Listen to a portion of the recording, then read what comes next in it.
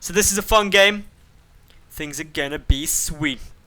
I can tell, and I know that it's gonna be an awesome game because as someone in chat asked me before this lobby started, when I was typing there, Madals, how do you know it's gonna be awesome? It's because I'm on a 3-minute delay, and in the future, this game is already brilliant. And that's how I know. Yeah, see that logic. Anyway, spawning up in the top left-hand position of Frost, we've got the green Zerg player. Representing against all authority, it is MiNiMaTh. And his opponent down to the lower right, representing XMG, it is ToD. So, ToD versus MiNiMaTh. I actually believe MiNiMaTh is French as well. Yes, he is. So this is French v French. That's a bit unfortunate for the nation. In StarCraft 2, two GM players battling it out in one of these early rounds. Not actually sure if both of these two players are in a position where they're able to play in the wild card qualifier tomorrow.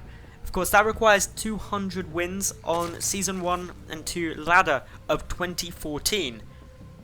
And that's what's always very important to get into, because if you do get into the wild card qualifier, there is less competition. And kind of counterintuitively, some of the really good players actually don't have those 200 ladder wins.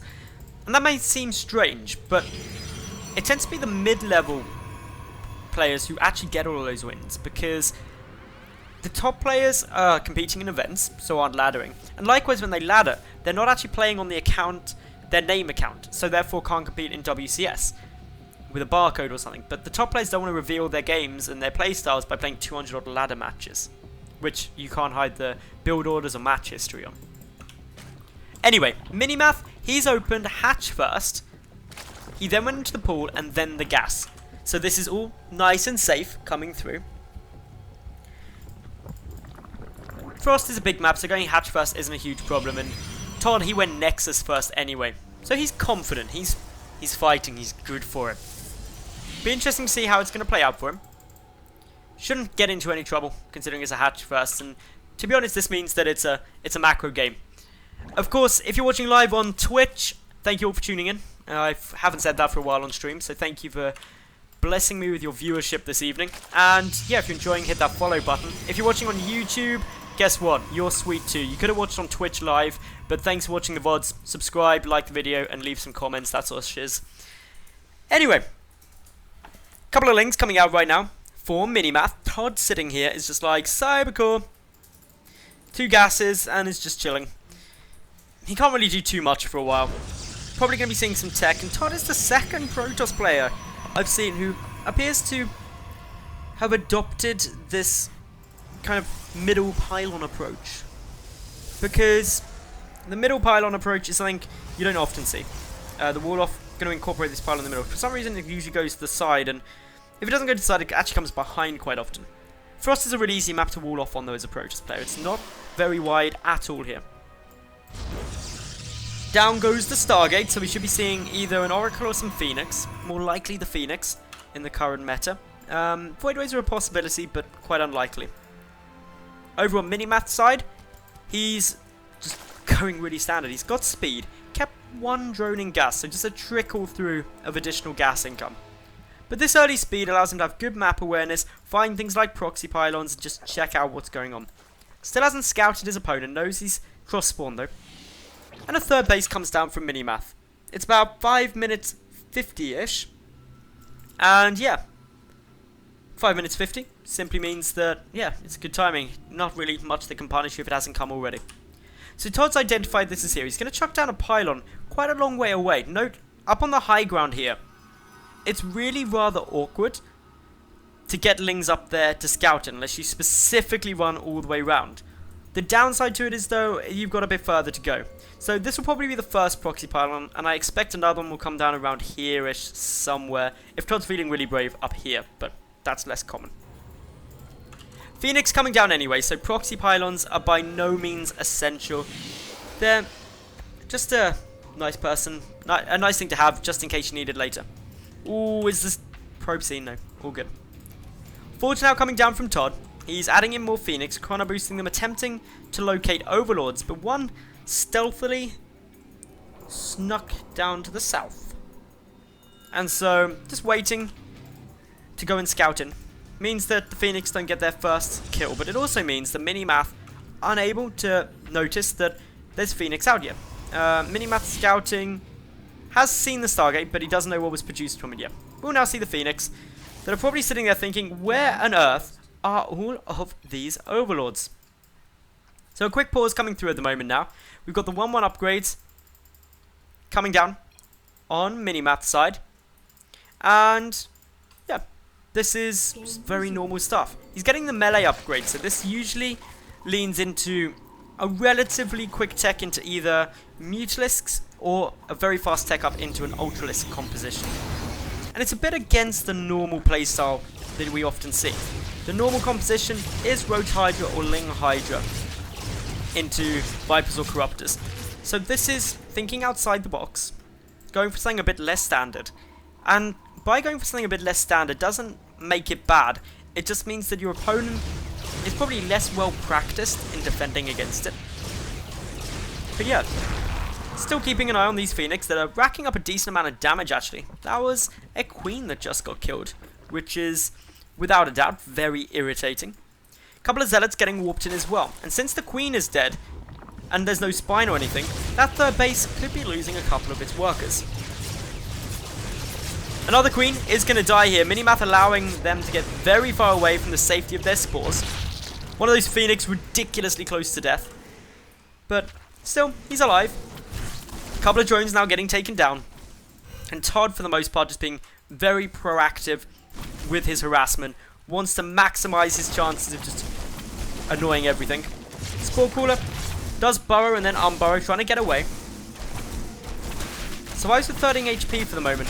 While there are a lot of Lings here, the Zealots are going to trade fairly well because they're actually using that the Spore Crawler to block out a lot of the surface area. But there is just so many Lings. 53. They've got 1-1 as well. ToD is just about to have one attack kick in for him, but it's not in yet. Spire now on its way, and this of course means that Mutalisks are an option, Corruptors are an option. Corruptor Muta is a build we saw earlier on today, and it was very effective. But it takes a lot of skill to execute it correctly, especially when Phoenix are already out. ToD managing to kill 7 workers so far. He's going to be very aware of the fact that there is so many Lings here, and can't take a third base because of that yet. Moving forward now, with this Observer just taking a little peek at everything that's coming through. He's got, of course, 1 Colossus now on the field. The rest of these Phoenix continuing on with more damage, getting another Queen. And for a long period of this game, MiNiMaTh has been limited to only 1 or no injects. That's hurting his production, and also meaning that he's building up quite a bank, because he's unable to spend that money that he's got from quite a healthy drone count in anything, because he just doesn't have the lava to do it.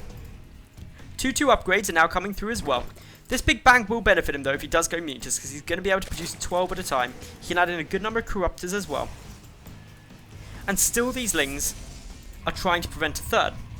However, ToD, he's snuck a third base down to the left, and by harassing with Zealot yet again, he's forcing all of those Lings back home to come and defend it.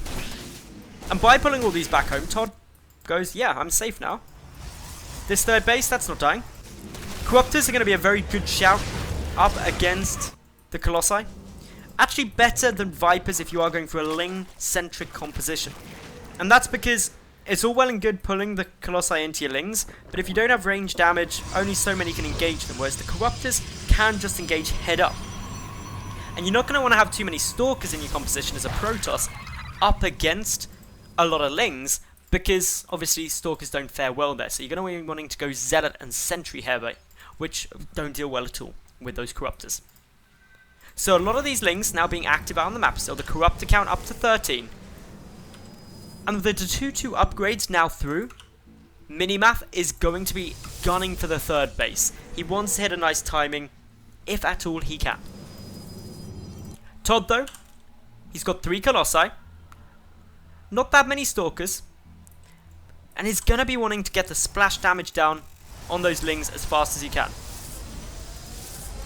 In come the Corruptors now. They're going to be trying to zone out as many of these Colossi as they can. One goes down immediately. No corruption on the second one, but still it falls anyway. The Phoenix able to soak up some of this damage, preventing the final Colossus going down, but the Lings, regardless, wrapping around everything. The final Colossus did a lot of damage, but will now die. And remember, the majority of what has fallen here for MiNiMaTh was in the form of Zerglings. Very cheap, and so can be resupplied as long as the lava are there. But that's what MiNiMaTh is lacking, the lava. And it's why this strategy really struggles if you haven't had the injects, because you don't have the production cycles. Resources lost favoured ToD, although all 3 of his Colossus fell. And that is a bit of a shame for him, because those Colossi are a significant portion of his army and essential in dealing with this many Zerglings. So, nice to see him, or nice to see MiNiMaTh focusing those down. The Corruptors worked well. But unfortunately, there's only 3 Corruptors remaining, requiring more to be produced. Macro Hatch on its way, the proxy pylon finally discovered, and by discovering this proxy pylon, the Zealot Warpins should hopefully cease. Upgrade advantage for these Lings. They got 2-2 up against 2-0, so they still take 3 shots to die from the Zealots, but they deal out a whole ton more damage. Muta Corruptor now coming through, and this is a smart switch, because I want you to note that ToD doesn't have any more Phoenix. All of his Phoenix have died, and he's stopped producing them, expecting just this big Ling Corruptor composition. And 12 Mutalisks is actually quite effective. Unfortunately, if he engages head on, he will lose the fight, because ToD has 21 Stalkers, as well as Blink for them. So he's able to hold off head on, but the Blink Stalkers, while they do alright against Mutalisks, aren't as mobile as the Mutas. So the Mutas are going to be looking to run around any which way they can and get the damage down. +3 on its way out for ToD, as well as that Fleet Beacon. May have just got a little peek at the fact that Mutalisks are coming. Not sure if he saw something with that Zealot or whatever, but is about to know anyway, for sure. And as such, gonna be aiming for those Anion Pulse Crystals and obviously some more Phoenix production. ToD successfully on 3 bases. MiNiMaTh now trying to secure his 4th. Needs to try and stay a base up if at all possible. And the work account tied at 70, so this actually favours ToD as it stands, since he's lost quite a lot less resources. Photon Overcharge triggered, trying to zone out a lot more of those Mutas, prevented from going down, and as expected, a 2nd Stargate and a 3rd Stargate going to be coming through.